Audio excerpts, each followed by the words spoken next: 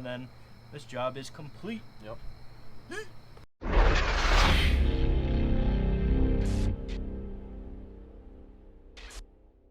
What's going on, everybody? Ratchet Wrench is back for another video. Today we got a 2016 Jeep Cherokee TrailHawk edition, and we're going to be installing this hitch receiver right here, and it comes with all the hardware supporting this, including kind of a cap, some plates, and some bolts, and the instruction manual, which we don't need that today. We'll be showing you how to do it. Just keep in mind that this will be similar for all the Cherokee models, but just a little bit of a different procedure, because this is a TrailHawk, but with the Limited and the other models, it's a little different. But if you guys are new to the channel, please smash that thumbs up, give it a subscribe, and if you're returning, thank you as always. But without further ado, let's get into this. Alright, so first step, you're going to want to grab an 8mm socket, and we're using a electronic ratchet here, but you can use, you know, regular standard ratchet, and we're going to dive underneath the back of the car, and there's 4 bolts you're going to want to take off first, so we'll get into that. As Wes was saying over there, the 8mm bolts are right here, 1, 2, 3, and 4. It's pretty dark under here, so we got ourselves a light. I'll link this one down below, but it comes in handy, very good. It's magnetic, it makes it very easy. But without further ado, let's get these things off.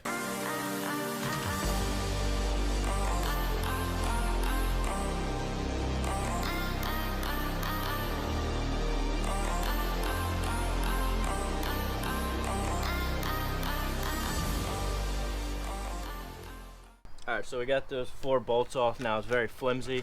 The last thing to do is just to pretty much take a flathead or trim tool just to pry it out. There's a couple clips placed out evenly, but we'll get it out of the way, and that should free up some access.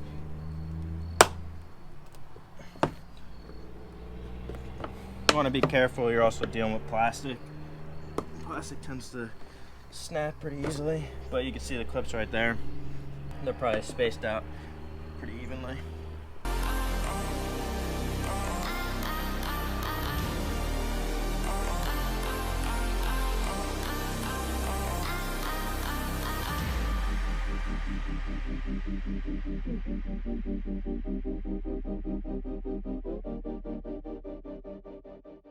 Alright, the next step, we're going to have to get this tow hook out of the way. There's 2 18mm nut or bolts, one here, and then there's one in this little groove right here, so we'll take those out of the way. That'll look like that.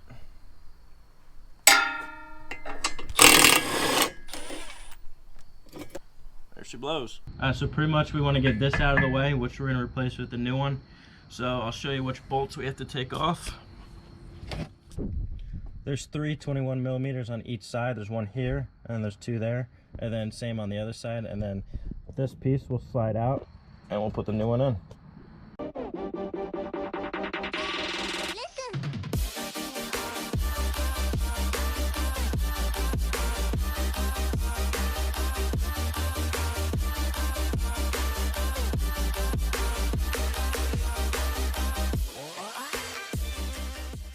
Alright, so we're going to get this stock little piece out.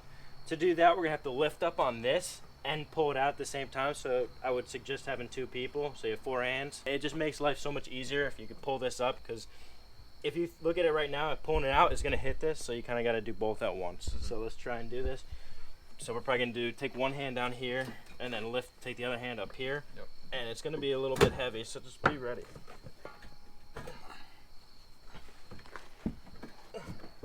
Got mine. There we go. That wasn't too bad. See, when we were saying before that in the instruction they tell you to take this off, it was mainly for that step. That's why.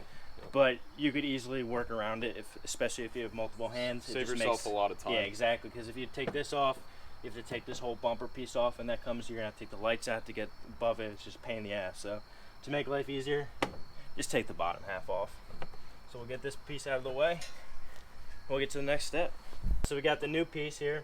We're going to pretty much just do a reverse procedure of what we did. We're going to lift this up and slide it in. I'll take that real quick. I'll just show them where the grooves are. It's going to go in that channel right there. And then same on the other side.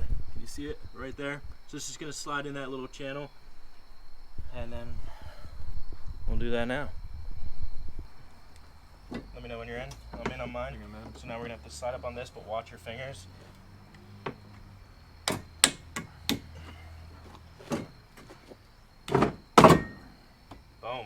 Bada bing, bada boom. So now, like I was showing earlier, those 21mm bolts that we took out, we're just gonna put those back in. We're gonna line it up, and that's really it.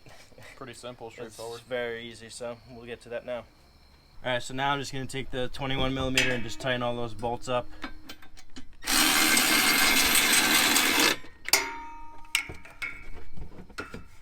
It's easier to get them all threaded in by hand first, so when you tighten it up, it doesn't misalign it.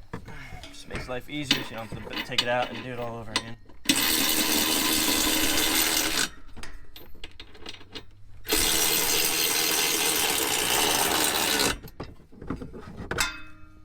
Alright, we're gonna go to the other side. Luckily with the TrailHawk, they give you this little cutout that's already cut out for you. But if you didn't have the TrailHawk version, you'd have to cut this out. So pretty much what we were doing before, we're just gonna pry it out with a flathead or a trim tool, anything like that. We'll get that out of the way because this is gonna pretty much go right through there.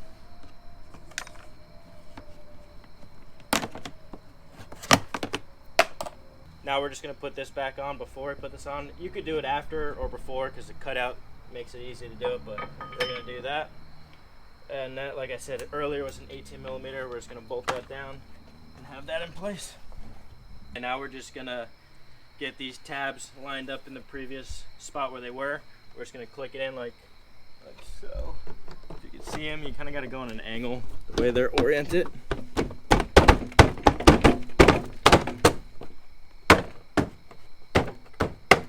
All right, and then we'll get the bottom one. Whoops. Oh, that one already went in. How's yours? I did too, I think, right? Alright, so the last thing we gotta do is put those 4 little 8mm screws in, and then this job is complete. Yep.